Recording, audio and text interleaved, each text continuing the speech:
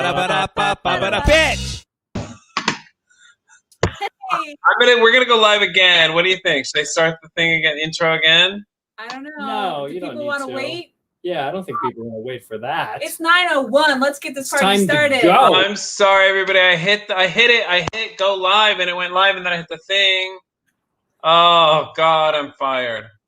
Welcome to the Unimaginary Friendcast. This is episode number 258. This is a conversation with your socially distanced best friends, and we are those best friends. I am Nathan Von Edmondson. I am Erin Marie Betty Davis Jr. And I'm DavidMonster.com. All right. And today we got the idea for today's topic when we read this article that was published by NBC, reputable source, one would argue. And the title was Former Israeli Space Security Chief Says Extraterrestrials Exist and Trump Knows About It. So after hearing that and looking into it a little bit, we decided we felt like it was our duty as your best friends to figure out what is really going on with this and what is the truth about aliens once and for all. I feel like people have been talking about this for so long. Let's just solve it. Let's decide. Let's look at the evidence. Do they exist? Are they here on Earth? You'll find out tonight. But first, who would like to go first with their news? Um. I'll go first. Okay. Nathan, go. I'll go first. So, in the city of brotherly love, we just received. We're the beneficiaries of about 4 inches of snow. The beneficiaries. 4 inches of what? Snow. 4 inches. Oh. Can you tell we're decked out in our snow-loving gear right now? Yeah, I was out there in this outfit shoveling snow for an hour today.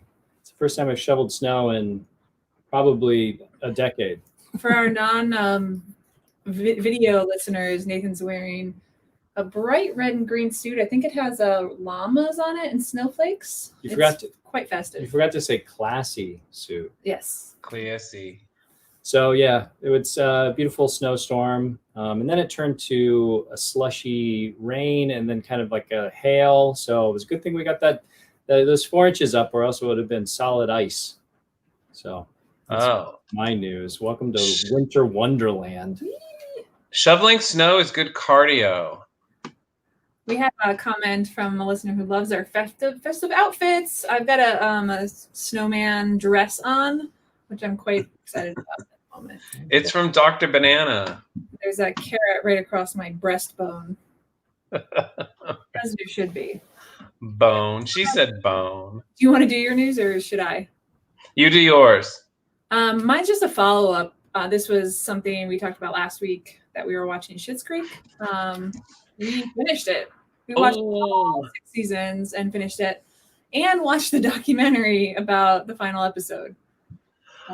It's cute, huh? That documentary is cute and sweet. Yeah, and I'll just give a final review that it was good.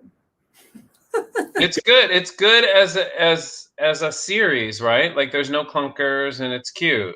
I didn't realize it was such a, I don't want to say a cult classic because it's like very mainstream. But I didn't really know anyone that was really into it except for you, David.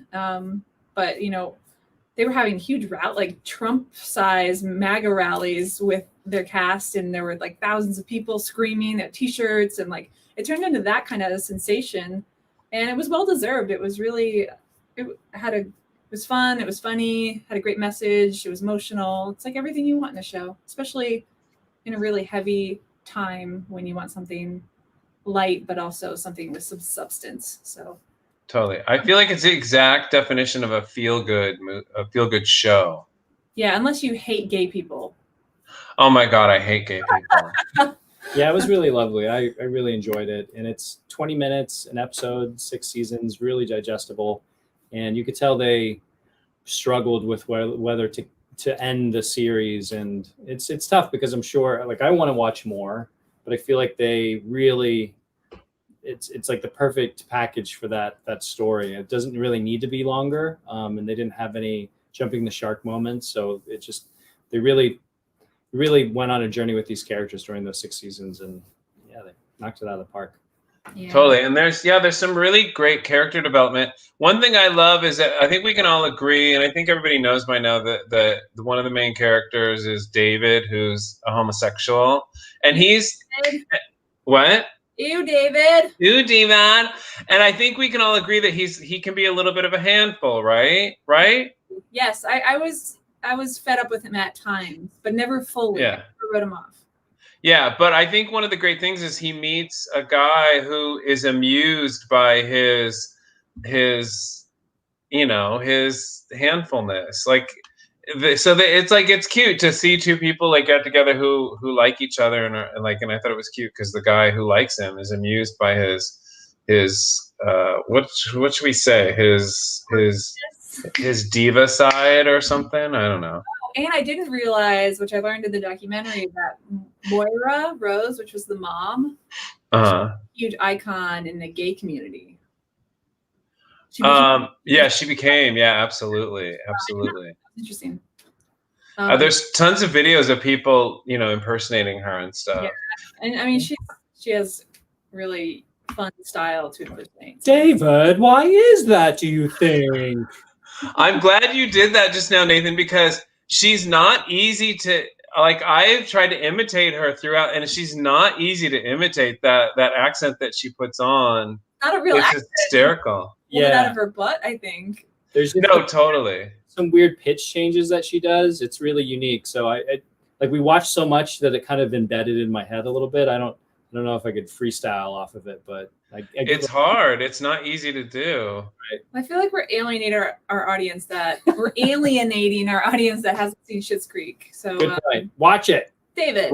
Everyone should watch it. Happy ho holidays, says one of our favorite listeners, Christopher Davis. My news, and I think it might become relevant a little bit later in the program, but I have joined an online boycott against John Travolta and Tom Cruise because they are well aware, because of their knowledge and their silence regarding the abuses of the church and just being all around bitchy gay men. Do you think there's any sort of, I don't want to say pass, but sort of leeway for them? Like, you know, when you're in a cult and you don't really see things clearly until you're out of the cult, but they're still in the cult? No, because they have seen, well, look at Tom Cruise. He has not seen his daughter in, they're saying now, a decade. But if they're telling him that she's a suppressive person and that means something terrible, truly, in his world, I wonder, like, because Leah Remini was on her high horse until she left, and now it's easy to judge from the outside. I think that's a very good point. He is, in fact, the most brainwashed man. Well, he has seen things. He has seen things, and he knows things. So wouldn't it partially on the cult? Sure, it can partially go on the cult, but you have to give him some of the responsibility. No, you have to give him some of the responsibility too. But I think it's because he wants to be like that. He wants to be able to get, like, well, we're going to see in a little bit. Maybe we shouldn't get into that now. Yeah, but this may or may not come up in just a few minutes. They know. Let me just put it. They know shit, and I know that they know shit because, how can I put this? I can't divulge who told me, but I know someone who has talked to them, and especially John Travolta, but also Tom Cruise, and they have vented a little bit. So they know shit, but they're just not willing to stick their neck out to do anything about it. So that's all. Yeah. I mean, I'm not inside Scientology. I'm not in their heads. So I feel like I would just be guessing to say any more. Yeah, totally. But and someone did point out online though that it's not that big of a stretch for me because I'm not a fan of either one of those. So it's no skin off my nose to not watch their shit. Yeah. But one of our listeners just said that he is the brand of the cult and he wants it. And yeah, I guess when you're revered as a god, you know, I'm sure that messes with your head in a pretty serious way. And yeah, you don't want to give that up. He probably has everything handed to him at all times. But wait, think about this for a minute. If you're treated like a god, if your shit doesn't stink, because the three of us are somewhat self-aware. After a while, you'd be like, wait a minute, hold on now. You know what I mean? But no, he eats it up. He fucking sucks his own dick. So you just got to remember that. Like, you got to see, like, if people were bowing down to you and you saw people get in serious trouble because they didn't bow down to you correctly, and you freaked out on a soundstage, like, you know what I mean? Like, think about that. You'd start to like put two and two together. Not him. He eats it up. Truly believes that he is this deity, this god. And but that's what I'm saying. Anyone who does is a little bit mentally cuckoo and cabeza. I'm not arguing with you on that. I'm just saying there's a certain cult mentality that makes you do crazy things and not see things the way they actually are.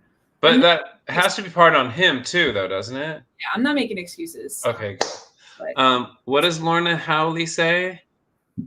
Cardinals of the cover-up. Oh, I like that. I like that. I like that. To our gold star. Mary Shelby's wondering where your Santa hat is, David. I had a Philly Santa hat, but I don't know where it is. Okay, so I'm sorry. Our gold star this week. David, I think you have it. Yes, our gold star goes to one Miss Leah Remini for writing an article about how full of shit Tom Cruise is and how he is the worst person who ever lived, and how he sucks his own penis basically by buying into it and wanting to act like a god. And if you haven't seen it, the video is everywhere. You can see him screaming at people on the film set, acting like David Miscavige from the Church of Scientology.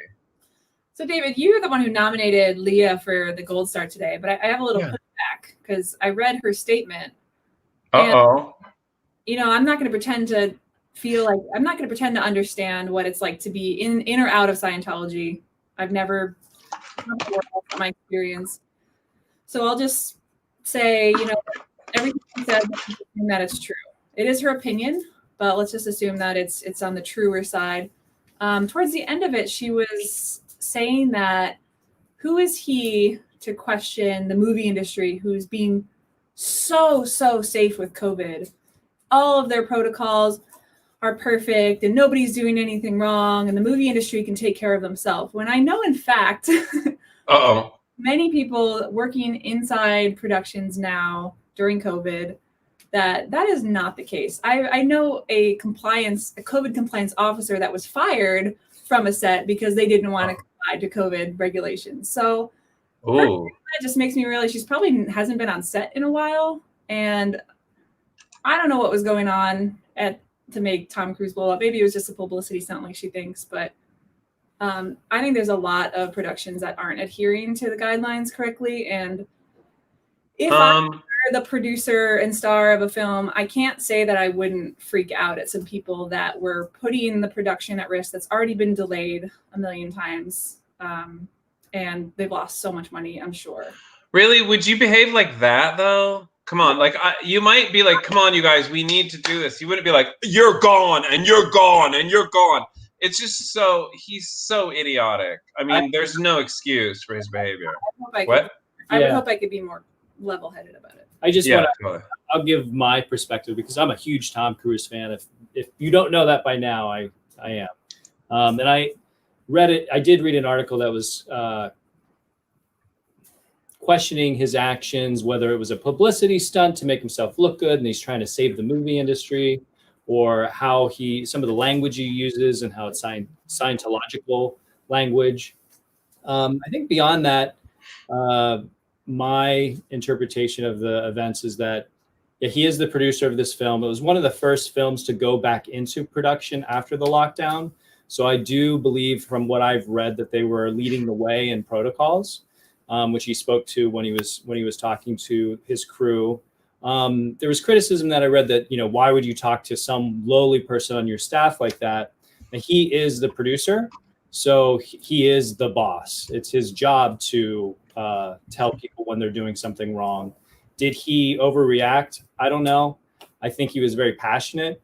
One thing I respect about him is how much he loves the movie industry, how much he loves making movies. And I believe that his desires to not see film be replaced by streaming And that's kind of the direction a lot of things are happening. I think theaters will make their comeback after COVID. But he's certainly in the know about how much the industry is losing right now and how much people he knows in the industry, whether he knows them personally or not, just about the industry, that people are, in many industries, we're just losing so much money. People are it's going really poorly. And to see someone not take the restrictions seriously leads to two problems. One is you can get shut down if someone gets sick. So there's further loss of finances. Secondly, people fucking die from COVID. I think that's something that people forget when they talk about this kind of stuff, is that it's actually very serious because you never know who's going to get dramatically sick. And before anyone wants to argue statistics about that, how deadly it is, you also have to take into account all the percentages of people who get affected long-term in different ways from this disease, this virus. So I don't know. I'm a big fan of his. I know he's not perfect. That is for sure. Who is? I think he was speaking from the heart and from the right place. And I think it's a message that a lot of people who aren't taking this seriously need to hear, because our economy's crushed and people are sick and dying.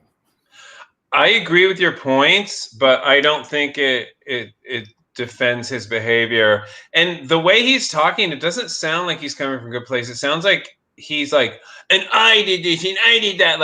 It sounds like he doesn't want to get shut down. He needs this. It's all about him. And I do want to point out two other things that I've talked to a lot of people that have gone back to work. And yes, there are people that are violating the COVID restrictions, but for the most part, people are sticking to it. And it's been a huge hardship.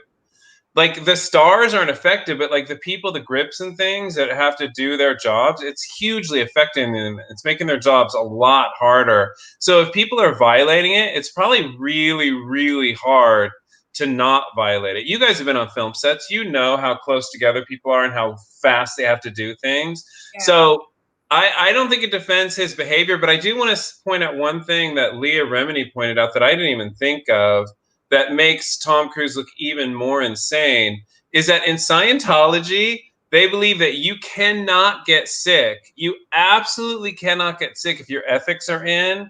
And Tom Cruise's ethics, they say it over and over. Tom Cruise has the best ethics on the planet. So obviously, he doesn't believe in Scientology. Clearly not worried about his own. Yeah. He's worried about if his crew or cast gets sick, then they can't. Yeah, but it sounds too personal. It's not the way he's behaving is you cannot defend his behavior. You cannot defend the way he's saying. He could do it a lot better, and he could. And wait, one more thing. Sorry. And in Scientology, they teach TRs, and you can handle any situation, no matter how difficult, with your TRs, and dealing with controlling people. And he's not doing it in that video. But anyways, go ahead. Well, obviously, David spouting. Sorry, just David spouting some Scientological terminology that a lot of people are with. David was in Scientology. Stop it! You stop it now. Listeners that don't know that. You're coming from. So Nate, go ahead. Okay, sorry. Just David, obviously his ethics are so good he won't get sick, but the ethics of all those people around him, they're not up to snuff.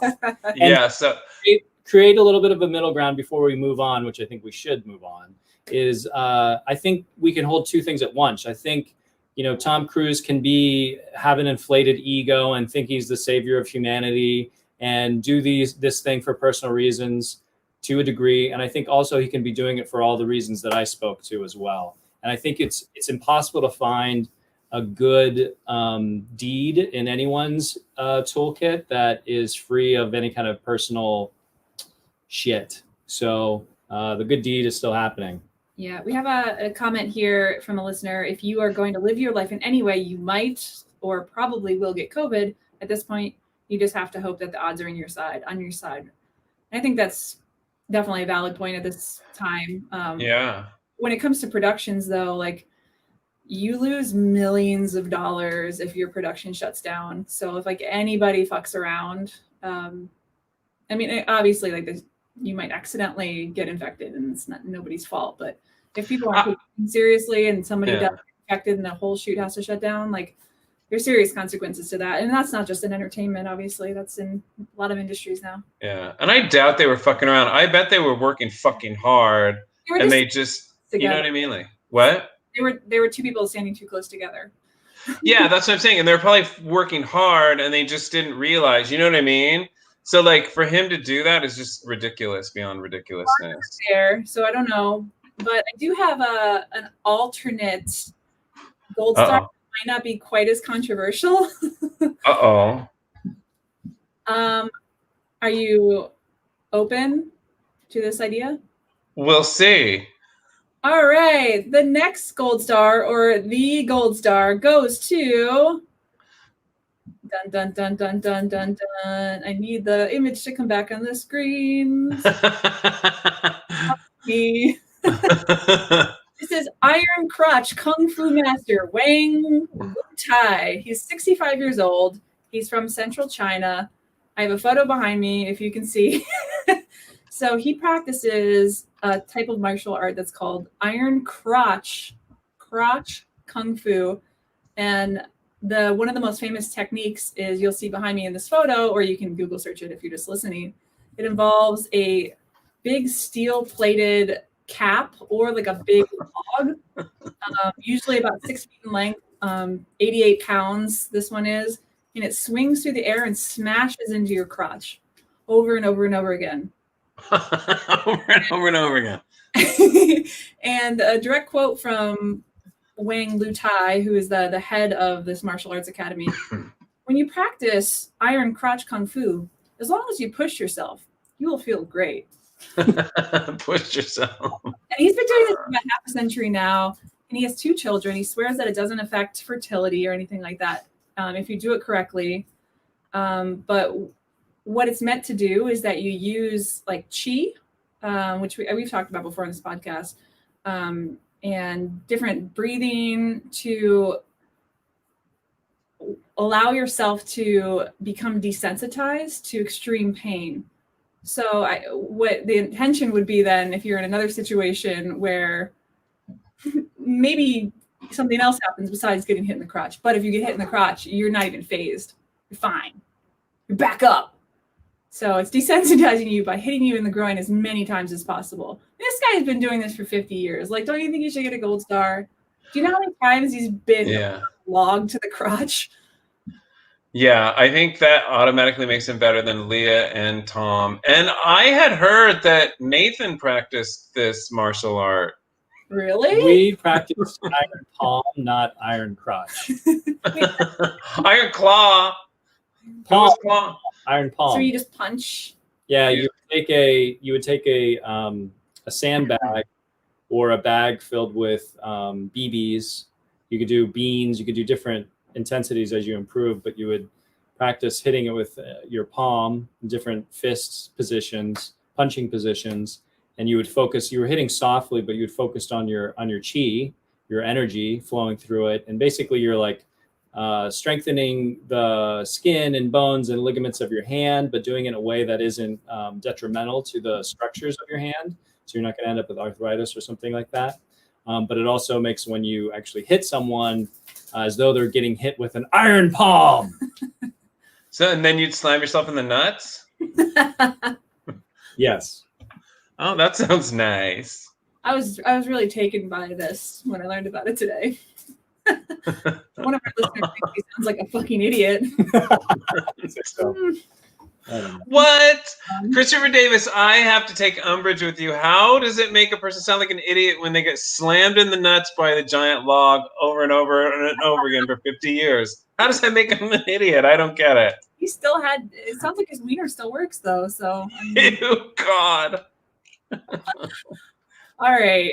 I'm kind of curious. I'm kind of along for the ride with the listeners because the 2 men, David and Nathan, this episode. So I don't even know if aliens exist yet, but I'm really excited to learn. Whew. Oh my goodness. David, do you mind if I start? Oh no, you must start. Okay. So I'm going to start with the article that Aaron mentioned earlier. It was an NBC article that came out on December 10th of this year. Former Israeli space security chief says extraterrestrials exist, and Trump knows about it. So they just threw Trump into the title probably to get more SEO. Okay, so Haim Eshed is the former head of Israel's Defense Ministry's Space Directorate. He's a respected professor and retired general, said, quote, "The aliens were equally curious about humanity and were seeking to understand the fabric of the universe, and that cooperation agreements have been signed between species, including an underground base in the depths of Mars, where there are American astronauts and alien representatives." So apparently they've been waiting until today for humanity to develop and reach a stage where we will understand what space and spaceships are. And so that's this dude's claim. Granted, he is in his mid or late 80s, I believe, was just the subject of a book that came out recently. However, the White House and Israeli officials did not immediately respond to NBC's news request. And the spokesperson for the Pentagon declined to comment. And the spokesperson for NASA said that one of the agency's key goals was to search for life in the universe, and that it had yet to find signs of extraterrestrial life. So the conspiracy, the confusion continues with just that article.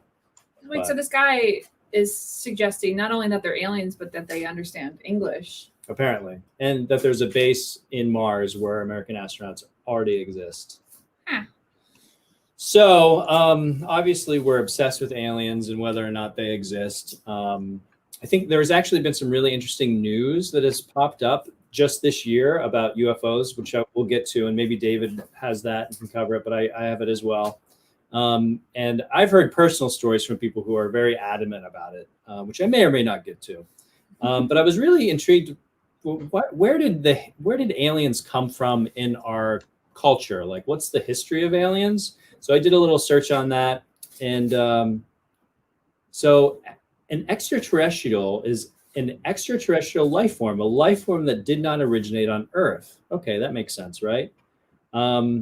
So that noun was first published in 1956 during the golden age of science fiction. So, of course, sci-fi would have created this. Well, that's interesting, right? But it goes like our interest in aliens goes back way further. It predates modernity and the development of the heliocentric model. So the heliocentric model is that, the sun is the center of the universe and we float around it.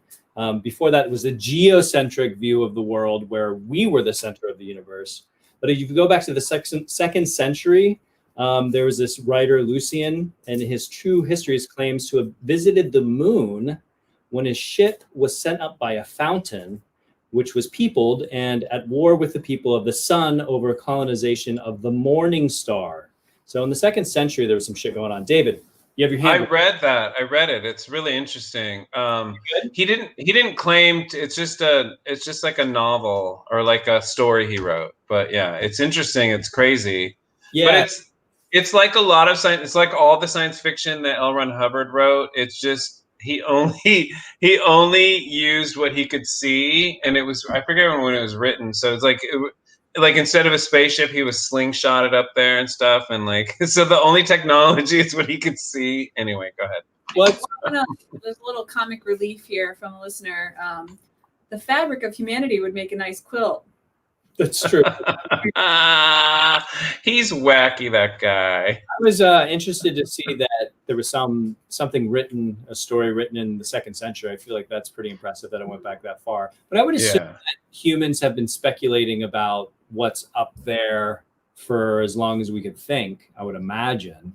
But that's, one of the earliest references in literature. But you also have 10th century Japanese narratives where stuff showed up. Okay, so what do we have here? And then obviously, actually in the 17th and 18th century, it became pretty popular in literature, this idea of characters from the moon. Someone was transported to the moon by demons. And that extraterrestrial life was actually a commonplace discourse among the educated in the 17th century. And in Paradise Lost, John Milton, this was, 1667, points to it, but he only kind of does so conditionally. He doesn't say it's a thing or not, really. I could read this little quote, but I'm deciding not to right now because the Middle English stuff is bizarre. H.G. Wells and then all of those guys came up with stuff, and it became more of in the golden age of sci-fi era. So I was just intrigued that the history of aliens went back so far. So before we get into some of the current stuff, do you have anything to add, David? Yeah, did you say the first one is in 1440 AD? It was a Egyptian pharaoh who wrote about a congregation of his people who stood there and watched burning circles in the sky, like No, I haven't heard of several of them, and and they would come and go and leave and everything, and they think it was the first UFOs, but who knows? I don't know. There's no way to know. Because my next section is to get into UFOs, but Uh-huh. it was just like other beings on other planets. So Oh, okay. rising of UFOs, I didn't hear that it was that early where people were spotting UFOs. Yeah, totally. But so I'll wait. I was going to go into more, but I'll wait if you're going to get into UFOs then. Well, I was just gonna talk about a experience that we had actually when we were in LA. We visited an alien time machine built in the desert. That's all. Yeah, no more explanation. That's true. No, I'm just kidding. So there's a structure in the desert in Joshua Tree called the Integratron. Let me see if I can bring up a picture of it. Yeah. So there's a guy in the 50s. You guys, can you see that? You can kind of see it right there. So it's this like See it right there. dome structure. So this guy, George Van Tassel in the 50s, said that he was visited by Venetians, people from Venus, and they instructed him, they gave him the instructions of how to build this time machine, which is the Integratron, this building behind me, in the middle of the desert. It's like over some electromagnetic field. And so he built it, then died right before it was complete. And mysteriously, all the instructions from the Venetian people were also not found or recovered. But this is apparently inspired by aliens that he was actually in contact with. Evidence? Evidence? So, David, I was going to launch into some of the information that came out about UFOs this year, but do you want to precede that with some information, or? Yes, because I wanted to say that, I talked about the first one, and then there's rare instances of people talking about things in the sky and UFOs and stuff throughout history, but I didn't know this. By far, the most sightings, the most claimed sightings are from 1940 to 1970, which coincides with two things. I didn't realize this. The first thing is obvious, is sci-fi, motion pictures, and television, which, obviously. And then all of a sudden, all these reports come out. And then the second thing is nuclear power plants and things. Like around nuclear power plants, there's more sightings than not, which I didn't know that either. Yeah, isn't that funny? But like throughout history, like there's not a ton of reports, but it's all from 1940 to 1970, where they through the 1970s, and I thought that was funny. That's like, oh. So people aren't really reporting anymore that they're seeing aliens. Oh no, they are, but that was the biggest. Okay. I guess that also coincides with space travel in general, like Sputnik and our throwing things up into the air, and just the innovation of a lot of aviation, right? So you think 1940s, they were, I guess they would have had like 1940s. Yeah, so 1940s, at least towards the end, they were definitely having jet engines. I think the first jet engine may have showed up right at the end of World War II on a plane. So, so you had a lot of crazy shit going on. You wonder what people were experimenting with. Totally. And Christopher Davis makes a good point. And the Cold War. Yeah, exactly. Like what kind of helium tubes were people sending over trying to spy on each other, right? Or they're just like injecting nuclear waste into people, right? Making them see aliens. That's a good point. It's pronounced nuclear, but go ahead. So what did I say?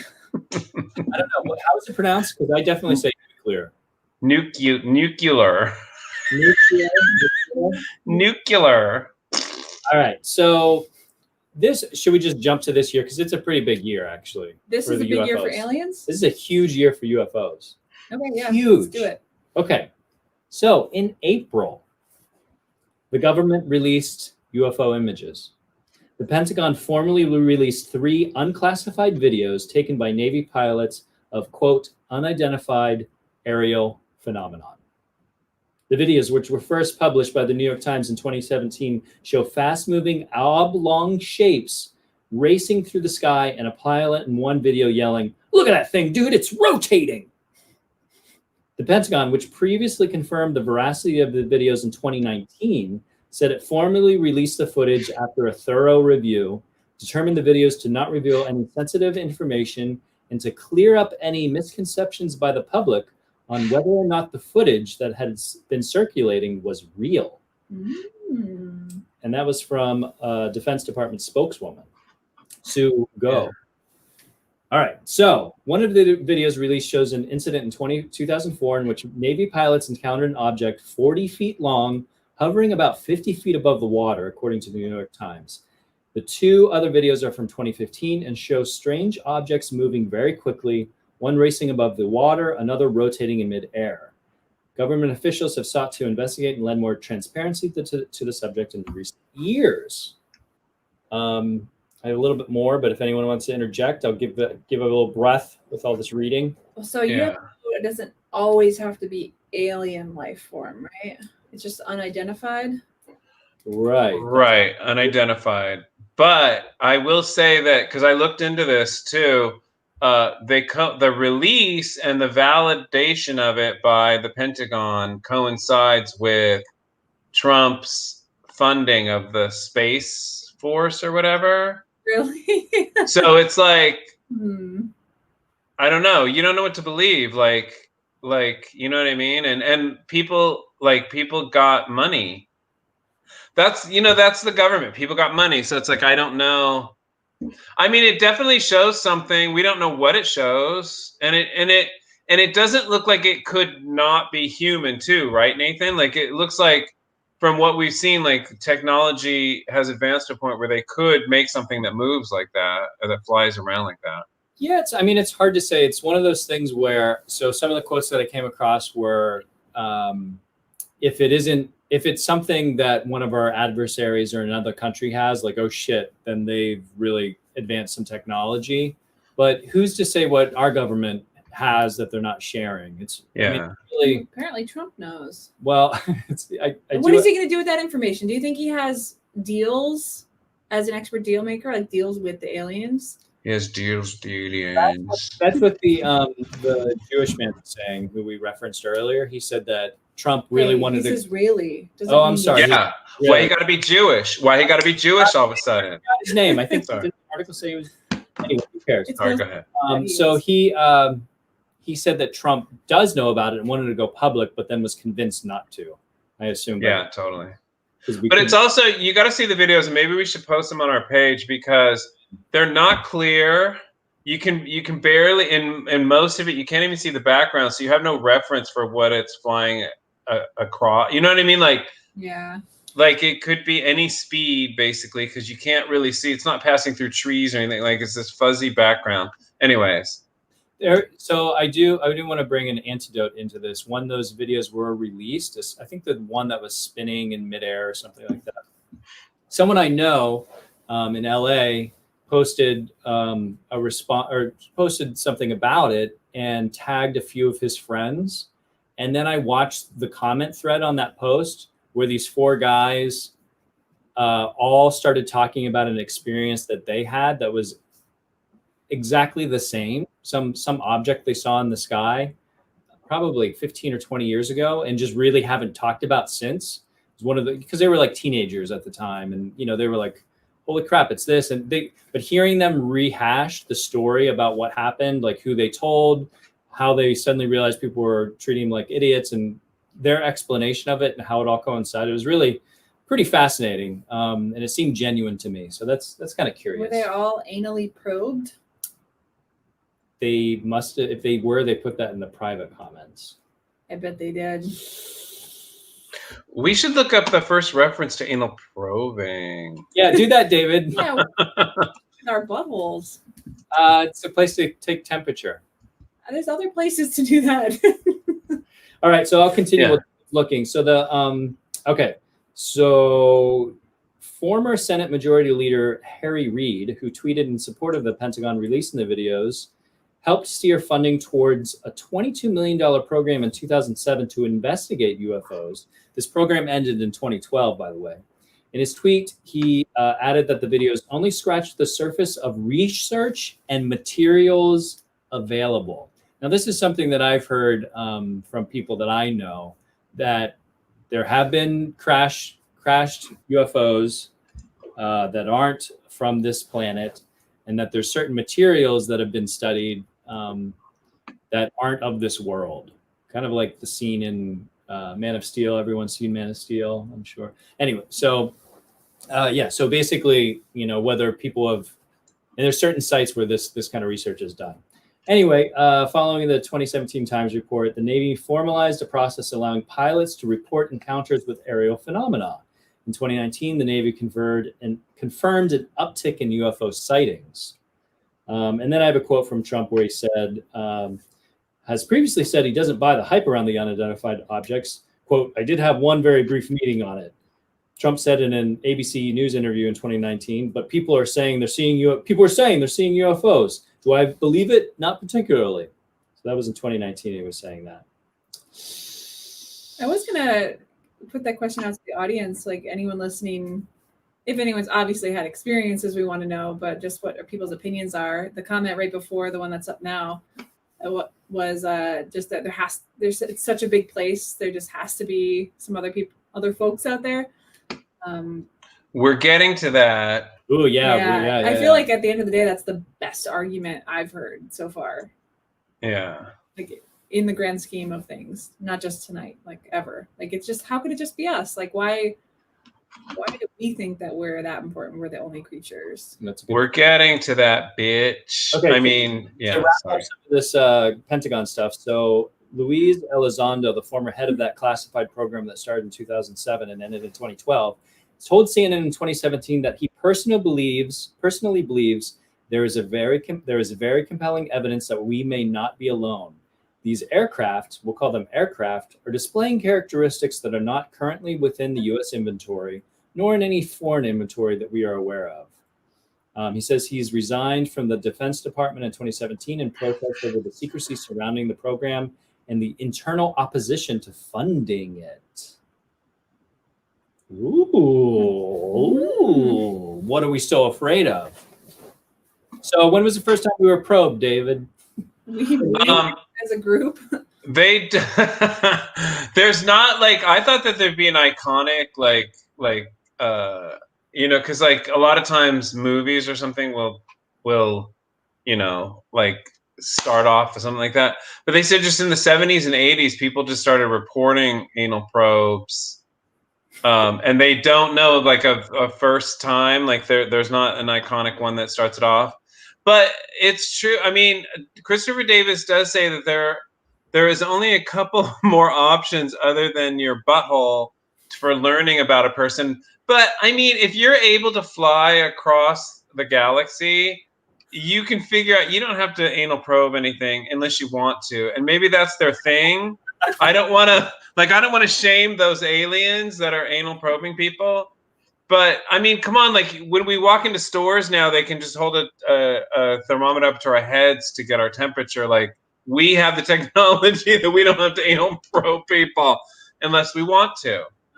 So it's a very good point, David. I appreciate that analysis. Go ahead. I just want to also point out that Nathan and I, this was probably spring of 2019. We thought it would be an interesting idea to check out one of those big bridal conventions. Yeah. And it was a trap to anal probe you? Sorry, go ahead. Yes. And we walked in and spent about like 17 seconds and realized that it was absolutely a nightmare to be there, and it wasn't for us. It wasn't, it wasn't our cup of tea. But next door, there was an alien convention going on.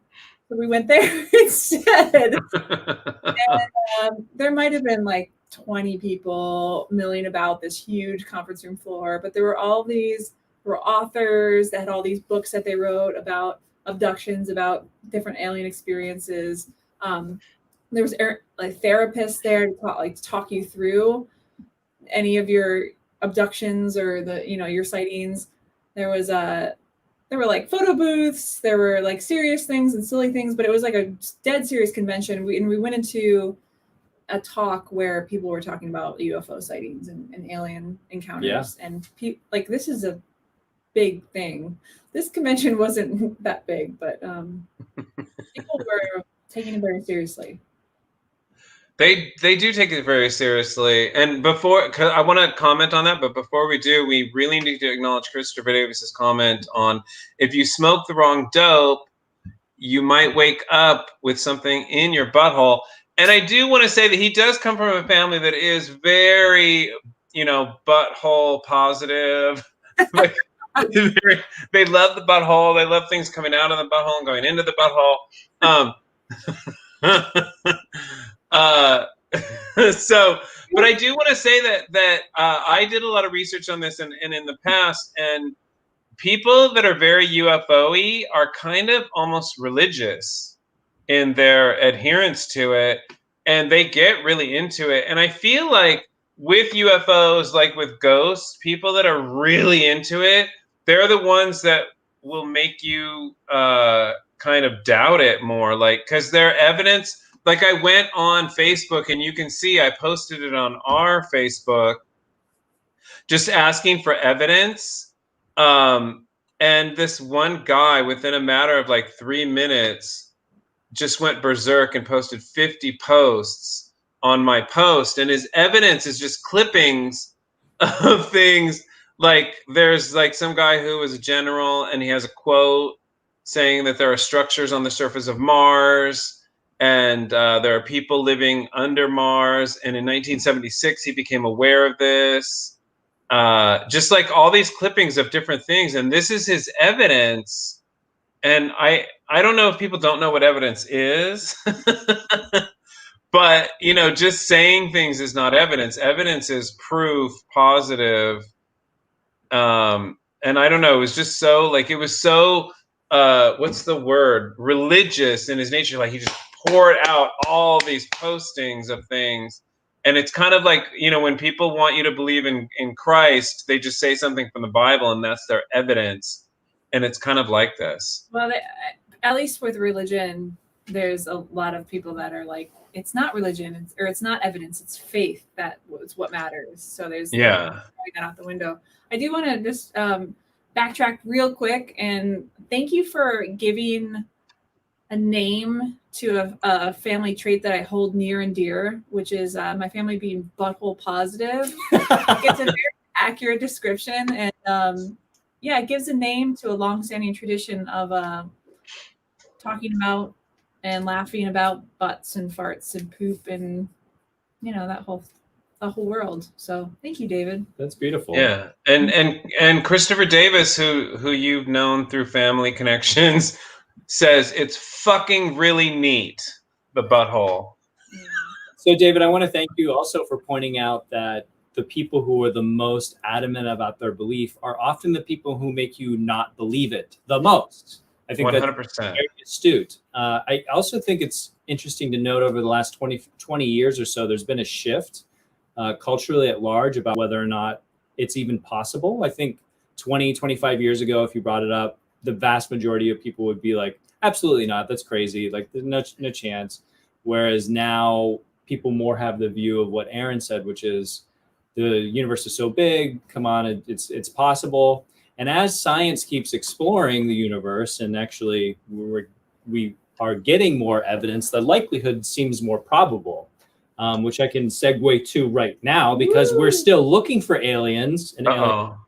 And in 1995, a pair of scientists discovered a planet outside our solar system orbiting a solar-type star. Since that finding, which won the scientists a portion of the 2019 Nobel Prize in Physics, researchers have discovered more than 4,000 exoplanets, including some Earth-like planets that may have the potential to harbor life. These planets may be the key to understanding the question, do aliens exist? And there's two kind of frameworks that I think are interesting for looking at this. One is also news that came about this year, where I think it was the moons on Saturn, they discovered that there was this chemical compound in the upper atmosphere, which they were like, what the fuck is that doing there for? And I didn't take any notes on this, so I'm going to just riff. But basically, it's like one of these compounds that combines with others and kind of is a building block for organic life. It's one of those things that are needed before you would be able to have something like DNA. So that's very curious that these things are potentially in different, like the development of other planets or other moons or other terrestrial spheres could potentially be in some stage that could lead to life, or has already passed that, or is in it now, and we just don't know. The other way of looking at this sort of thing, so Adam Frank is a professor of physics and astronomy at the University of Rochester, has received a grant from NASA that will enable him to begin to answer questions about this stuff. His grant will fund his study of technosignatures, detectable signs of past or present technology used on other planets. So one way they would do this is through solar panels. So looking for the evidence of that, like stars are one of the most powerful energy generators in the universe. So if they had a lot of solar panels, the light that is reflected from the planet would have a certain spectral signature. And then also pollutants. They can look at planets to see what kind of pollutants are there, which could indicate if there was any kind of, alien life form in that regard. So there's actually very specific and valid ways of looking for proof of life elsewhere. Yeah, and I want to say, like, going back on what we were talking about, how they're religious. I just went on to the site where I posted, and there's a bunch more comments, and people are saying things like,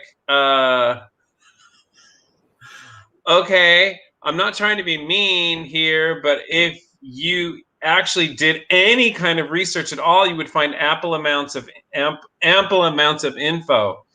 Oh, there is tons of info. There is as much info on UFOs as there is porn on the internet. But what I did not find is any conclusive evidence of any extraterrestrial life. And what I was surprised at is I thought that there was evidence of microbial extraterrestrial life, maybe that even came here, because we've talked about this before. There is no evidence that any life here on Earth came from outer space. There's theories and there's suppositions, but they have not been able to link it. And I don't know if you know this, but on Venus and on Jupiter and on some of the moons of Jupiter and Saturn, there's gaseous emanations that are usually made by life. It's called life signatures, but it's no evidence. They're theorizing that it could come from microbial life, but they have yet to prove it. So there is no evidence. There's no evidence anywhere in the human compendium made public. And it's just so funny how this woman, Victoria Duffy, is like, I don't mean to be mean, but if you did any research, so like they're religious people. Yeah, that's kind of true. They're going on faith, or people just understanding what actually evidence is. Yeah. And they don't know what evidence. And I don't know if you've ever talked to UFO people, but when I've said this before, like, oh, there is no evidence, they get mad. They're like, oh, you just don't know. Like, and it's like, show me the actual evidence. And when they show you, people have even told me, like, go see Ancient Aliens. But anyways, what were you going to say? Go ahead. David, we've never talked to people. We went to a convention of alien fans. I know. Did you find? Oh, that's right. And did they get mad at you and get all up in your face? We blended in. I mean, I just had this suit on, so I blended right in. But I do want to say that just other developments, though, we've finally, in the last decade or so, realized that there's water signatures on Mars. I think just a few weeks ago, maybe a few months ago, we realized that there's water signatures on the moon. So things that we thought were only on the Earth, on our planet, are elsewhere as well. So I have to say one thing about that the alien convention is that there were so few people there that when we walked in, it was like the moment when you walk into a bar where everybody knows each other and you're the only student. And everybody checks at you. It's like, and really excited to have us. Like God. It was just like giving us free books and a free like a little tote bag with information, but they were really excited to have some strangers there. It was really adorable. Damn, I wish I was there. It was definitely more interesting than the bridal convention. Yes. Did you find any intelligent life in the bridal convention? None, no evidence. No. I have to say, some of the invitations that people make now are fucking amazing. They're beautiful, and they cost $63 each. And it's funny because I want to give, like, people are so funny. One of this guy put a post, and his evidence, conclusive evidence that extraterrestrial life exists. This is his post: Star Child skull, implants, the Anunnaki, and lots of NASA moon footage. Watch aliens are on the moon will freak people out. Let me know how it goes. Is that a movie you're supposed to watch? I don't even know. I read it as he wrote it, so I don't know what he's saying.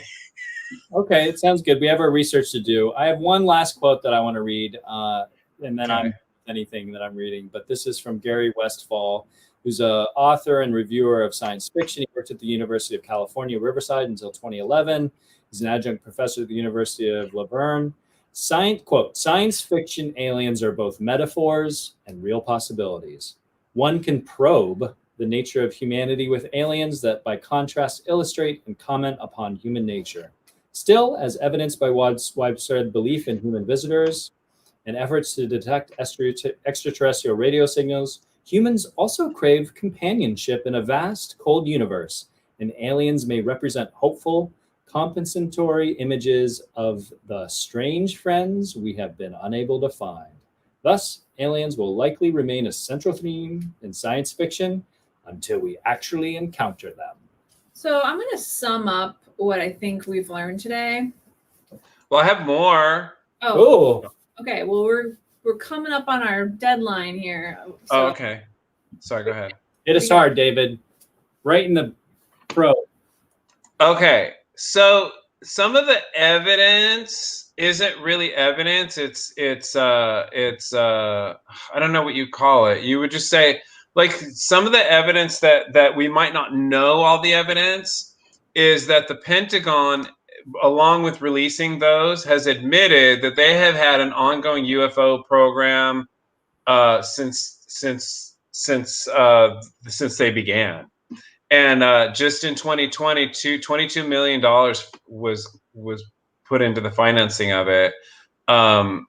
So, and again, Aaron brought up the point that we don't know if it's Earth UFOs or extraterrestrial, but yeah, they've been monitoring the skies, trying to see, and there is a lot of scientific astronomy based programs that we're putting money into to look for extraterrestrial life too. Is that evident? Like, I don't know. Like, is that evidence? Like, have we seen something before, so they want to see more? But as of yet, we are not privy to any evidence that they've ever discovered, ever, since the beginning. There's Martian fossils. There's evidence in meteorites. There's microbial residue on Venus and all that stuff. None of it has been linked to real evidence. I'm just putting that out there. I'm just going through everything. That's good. And there's tons of theories as to why this. Have you guys heard of the Great Filter theory? No. I might have speak it though, and we'll see. Scientists they're coming up with reasons why. There's called the oh god, I didn't write it down. People are getting the Faraday paradox, the Fermi paradox. Oh god, people watching this that are into UFOs are gonna think we're idiots. But the Fermi paradox, like, if there is intelligent life in the universe, why have we not seen it yet? And scientists are coming up with theories as to why. One is the Great Filter theory, that either we're filtered out, like they're like, humans are dicks, so we're not going to let them see, because it's like they're not ready yet. Which one could argue, like, if you were monitoring the Earth, especially at this time, like, can you imagine? Okay, just like we know that there's microbial life that can make you sick on this planet, we know that. Just the way people are reacting to that. if we found out that there's actual intelligent life outside of the planet, you could imagine how humans would react to that, right? Did I make a point? Yeah. So if you monitor that, like if they're monitoring what's going on now, they'd be like, yeah, maybe not. Can you imagine the pandemic that would occur after aliens got here? Totally. And I think that people would kill other. I think there'd be deaths. I think there'd be like weird wars and stuff. Like the Proud Boys would go berserk and shoot at people. They'd be like, "There's Satan! Satan's coming!" Like it would just be stupidity on a level we've never seen before. I think Contact does a great job of talking about that stuff, like how people react when there's the proof that there's extraterrestrial life. I don't want to ruin your evidence or your theories here, but there's two that I remember just now that they talk about. One is that there's a theory that if you think about the probability that there would be intelligent life elsewhere, like we should have already seen them by now. Like with how big the universe is, how long it's been around, the fact that we haven't seen intelligent life just proves that it doesn't exist. And the reason for that is, or one theory for that is that once you engage with technology that's significant and pretty powerful, that it ends up destroying the civilization before they're actually able to get to a point where they could reach out and be, communicating with other people. So if you look at where we are in our stage of development with nuclear weapons, which can blow up everything, and then also with pollution, which could destroy everything, that's not too far off of a theory. And there was another theory, and I forget it, but that was the big. That's interesting. Yeah, because there's another scientist I came across who's an astronomer who believes, and he says like people don't seem to understand the immense distance and time and time it takes, even just like to see anything in this galaxy. Like there could be an intelligent civilization in the next solar system, and just like, or not the next solar system, I forget how he said, but in our galaxy that's not too far away, that we could easily miss because of the immense time and distance it takes. And not only that, like a lot of what we're seeing, people don't realize that a lot of what we're seeing, a lot of the stars and everything that we're seeing and that we're observing, those are not what is there now. Those are what was there 80 million years ago. So like there could easily be like, like even in the next galaxy, there could be something like a spacefaring people that formed within the last 20 years that we can't see because it's too far away. Like it's taking too much time for the information to come to us. Does that make sense? Do you guys get that? Yeah. And so, sorry, go ahead. No, I feel like I can just keep summing up the same conclusion unless you have a new point. I just have a couple more. So within that, other scientists are saying that I didn't realize this, but we've only observed 1% of our galaxy. So we need to get to like 50% before we're going to see anything. And it's estimated that there are 40 billion exoplanets in our galaxy alone. 40 billion with a B, just in our galaxy. Can you guys reflect on that for a minute? Because I think that's insane. I can bear up to 50 billion. Okay, good. So I think that Aaron's right. There's not a lot more to reflect on. Anything else you want to say before we vote? Because we're going to vote, right? We're going to tell the people what to think, right? So here's the thing, though. If you were listening to the episode, which hopefully you were if you're here, we've very conclusively stated that there's no evidence. Well, there's a possibility. So then how do we even vote? We have to vote, I guess, on what we think or not. That's not evidence, right? That's not evidence, no. Oh my God. I just have to tell you this, that like part of the evidence that someone posted on one of our postings is drawings from people of aliens Yeah.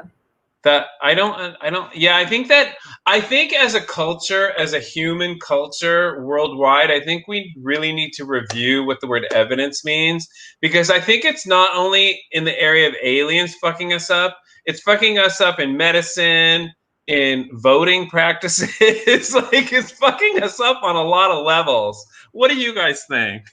Yeah, I think we need a crash course in evidence. I think the most important thing that it's fucking up, though, is whether or not we believe in aliens. Okay, the first. Oh yeah, go ahead. If you want some really stellar tutorials on what evidence is, you can go to showmetheevidence.com. It was a project I worked on with a medical evidence data analyst / doctor in Los Angeles. And we created a series of videos of how to understand and interpret mostly medical evidence, but a lot of it applies to broad evidence as well. Well, feel free. Okay. Me a lot. I want to go see that. I want to check it out because maybe I need a crash course too. And also, before we vote on is there extraterrestrial life, can we vote on is there intelligent life on this planet? What do you guys think? No intelligent. There's none. Okay. I have to say my vote is going to have to be no, because there's no evidence. But just like ghosts, like, who knows? I'm open. I don't think it's just like ghosts. I don't think it's just like ghosts. We have a listener that said, if Whoopi on The View told me we have aliens, I would believe her. That's a good point. Authority reigns supreme. She's very trustworthy. Wait, Christopher Davis, that's who said that just now. Does that mean with or without evidence? Like if she just said, hey, there is extraterrestrial life, there's no evidence, would you believe it? Or would she have to provide the evidence? Sounds like you would just believe Whoopi. Who would you guys believe? That's a good question. Without evidence, if someone told you, who would you guys believe? Sam Harris. Ooh, what about you, Aaron? I feel like I need to see with my eyes. I take back my answer. Tom Cruise. Well, I'm glad you said that, because he is part of a cult that believes that, because L. Ron Hubbard said that there is extraterrestrial life, and he knows the planets. And not only that, L. Ron Hubbard went to Target 2, which is another planet, and is now making it safe for human beings to bring Scientology to it. So does that make you believe, Nathan? No, it doesn't. But the last thing I'm going to say about all of this is we're looking for extraterrestrial life when really we're surrounded by, and I'm pointing to this kitten that's been on screen for the last 45 minutes. Is this not the cutest thing you've ever seen in your entire life? There's like amazing life forms all around us, and we kind of overlook that, like, which is crazy. Not even to mention all the shit that's probably in the ocean that we don't even know about. So that's really the last frontier for us to explore there. But I agree with you. Look at how shitty we treat non-human life forms. Like, how are we going to treat, whatever else there is? Oh, just the last piece of evidence. Sorry, I think it was Stephen Hawking said that if the probability of there being life elsewhere is very high, but there's a good chance that we wouldn't even be able to understand it nor ever be able to communicate with it, because who knows what environments in which it developed. So we developed on the surface of a planet with a certain amount of gravity and all this stuff. He was like, there could be like pancake monsters living like in certain stratospheres of clouds in some planet, but how would we wouldn't have the same organs or nervous system to be able to communicate with each other. Ooh, yummy pancake monsters. That's one thing, is the smart scientists that I came across said life as we know it, because like some said we wouldn't even know what to look for, which is true. So I've been trying to wrap this up for 15 minutes. Go ahead. All right, wrap it up. With this suit, I have to say that I believe in aliens. All right, we got one yes, one no. David, you're the tiebreaker. Oh, you say no? There is no life anywhere else but Earth, Aaron? Have to, because there's no evidence. Well, what do you believe? I didn't need to see it to believe it. I think it's definitely possible, but I can't say there is. So Wait, somebody wants to join our video. I don't understand what you mean, Dennis Shellgren. How to join video? I don't know what you mean. You're watching it, aren't you? You can type your comments and we can read them out. So what do you think? Is there extraterrestrial life on some place besides Earth? I can't talk. There must be. We need your vote because we're wrapping it up. All right, here's the deal. It's funny because I had always believed that there was extraterrestrial life. Like it was just a belief system that I had that there must be. Because that even every scientist I came across said that we would be exceptionally arrogant to think that we're the only life that developed. But there is no evidence at all. And I started thinking, like, why do I believe that there is? And it comes from humans. It comes from the human culture of like just these people just know. It's the same as religion. So I'm kind of tending to think that there's a possibility that there is no life anywhere else, that we're just these ridiculous people. And I know this, like, it's kind of, I don't know, like, because humans believe it so fervently now, I kind of think that there's not. And it blew me away. Like, I truly believed that there was microbial evidence that they tied it back to, like, you know, like, because asteroids hit Earth all the time and meteors and all that stuff. Not asteroids, but meteors. Asteroids.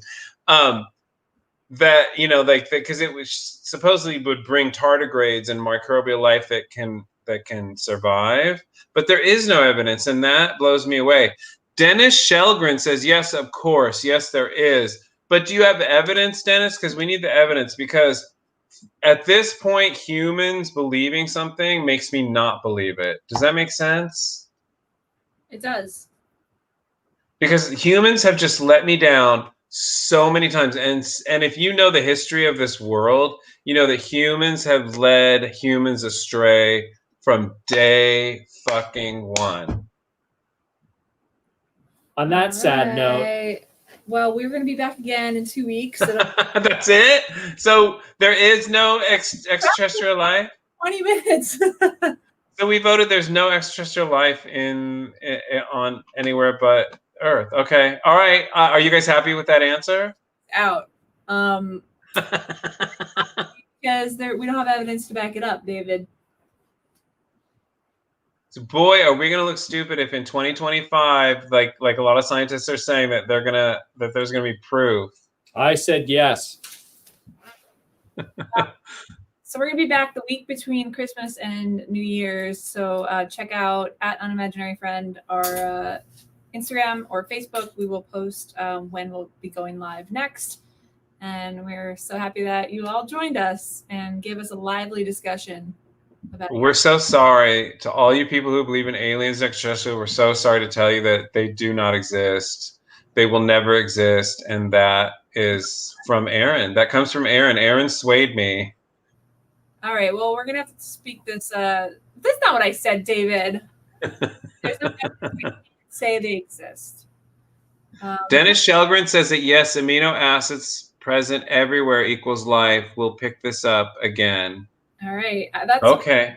That's a promise. That's a promise, Dennis. All right. Whatever you're celebrating in the next week or two, if anything, have a great one. God, I never do the right thing. David. What's I don't know. The only alien quote I can think of is I am your father, bitch. The Unimaginary Friendcast. Oh.